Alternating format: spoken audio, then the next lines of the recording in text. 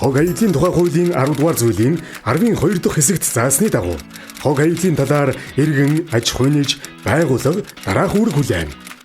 Үүнд энгийн хог аюулаа ангилан ялгах, хог аюулыг ангилах, ачих, цуглуулах технологид нийцсэн, галд төсвөртэй материалаар хийгдсэн, хог аюулд салхиар тархах, хурд тундасны ус хуримтлагдах, шүүрэл ялгархаас сэргийлсэн хогийн савтай байх. Нийтийг амарсан цэвэрлэгээ иргэдийн бүлгээс зохион байгуулсан үйл ажиллагаанд оролцох.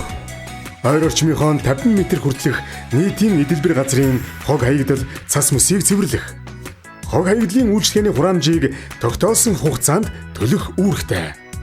Мөн барилга барих, уулгах, засварлах үйл ажиллагаанаас гарах хог хаягдлыг эрх бүхий байгууллагад шилжүүлж, үйлчлэгээний хөлсийг хариуцах үүрэгтэй.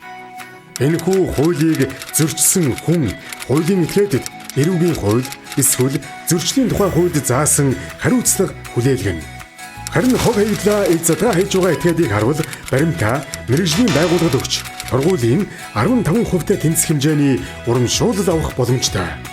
Иргэн та хог хаягдлаа зориулалтын савнд ангилан ялгаж байгаль дэлхийг хайрлан хамгаалахын зэрэгцээ өөрсдийгөө болон хайртай хүмүүсээ эрүүл орчинд амьдрахад хөв нэмрээ оруулаарай. Хоггүй орчин эрүүл ирээдүй.